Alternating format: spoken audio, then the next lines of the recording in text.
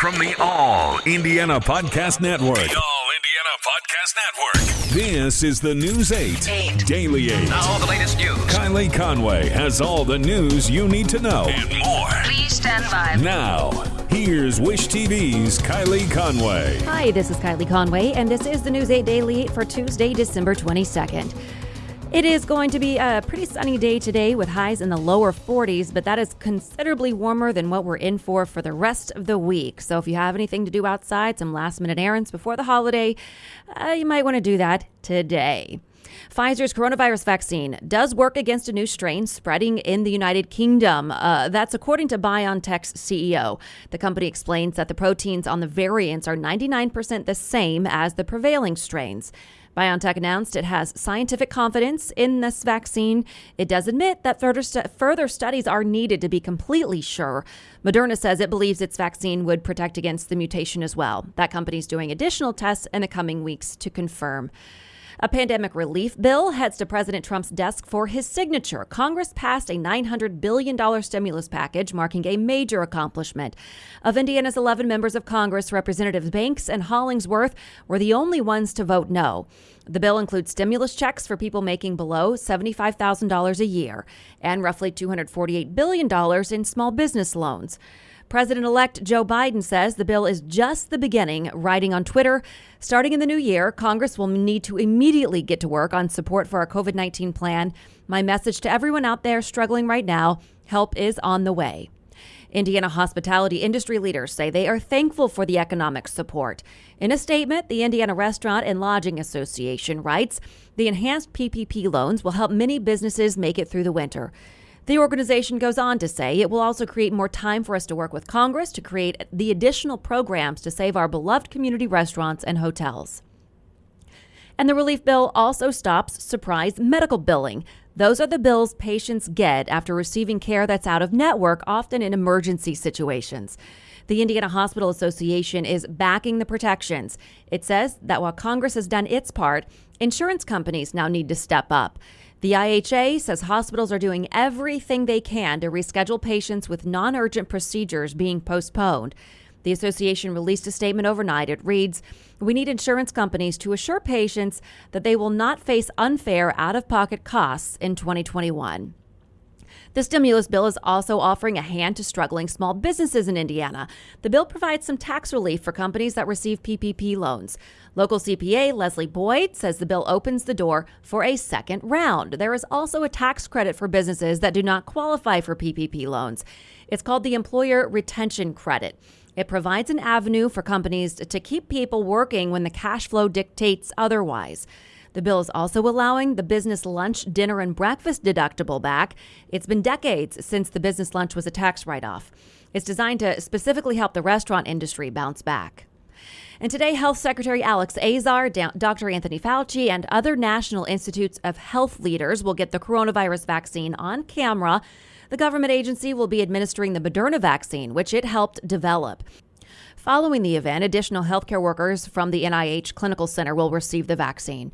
Azar and Fauci will be the first high-profile health leaders to receive the Moderna vaccine. We will stream it on wishtv.com and through our apps. And this year marks the deadliest year in U.S. history. That's according to preliminary data reported by the AP. So far, more than 3 million people have died. The pandemic accounts for nearly 320,000 deaths and counting. The data suggests the U.S. will see more than 3.2 million deaths this year.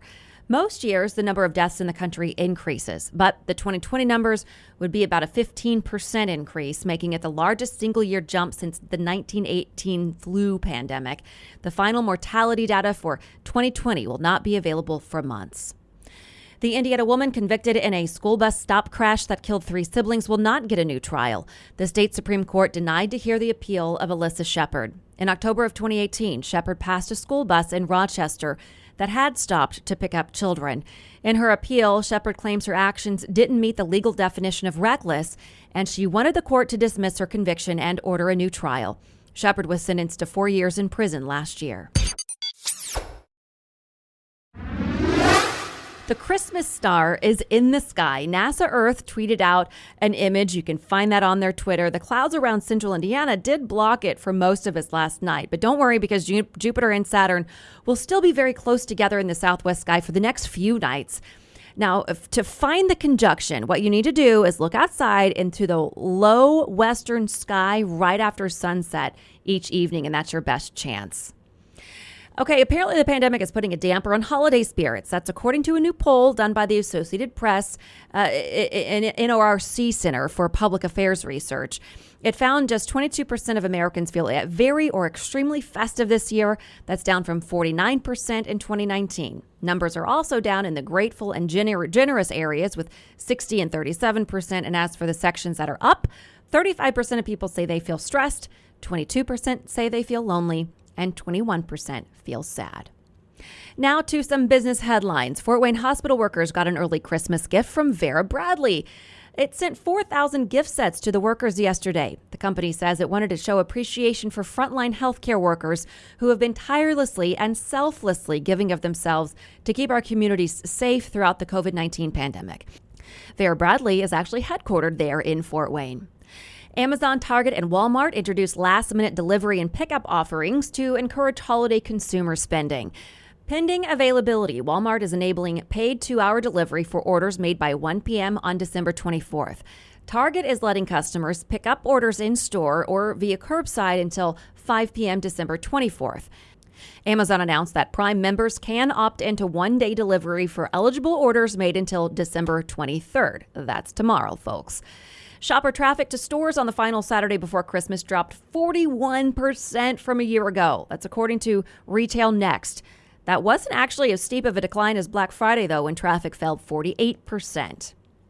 Mandatory student loan payments are set to resume in February. Student loan experts say they may have dropped the extension of the payment pause and interest waiver, along with other requests, to try to get the compromise legislation done.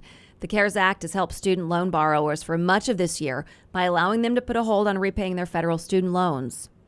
And a survey finds 51% of people would rather answer a spam call or get a root canal than repeat 2020.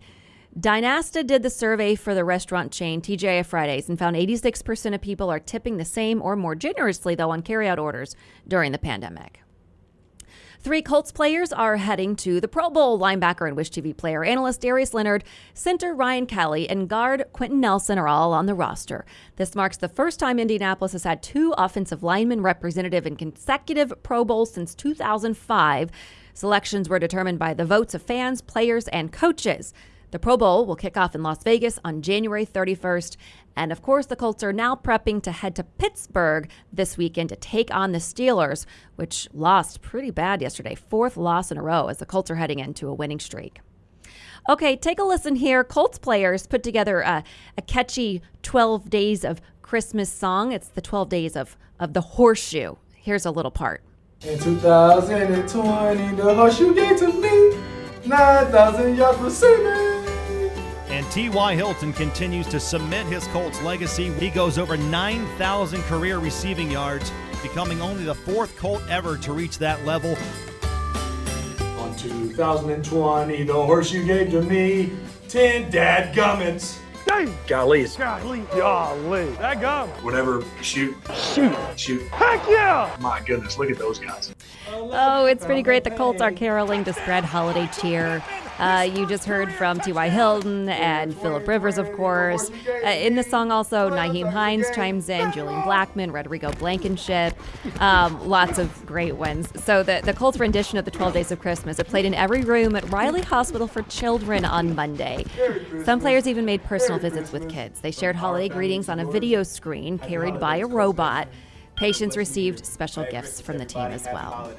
Merry Christmas, guys. This has been your News 8 Daily 8 for Wish TV. I'm Kylie Conway, online at wishtv.com, and follow us on Facebook when you search Wish TV. Check out more podcasts from the All Indiana Podcast Network now at allindianapodcastnetwork.com. allindianapodcastnetwork.com.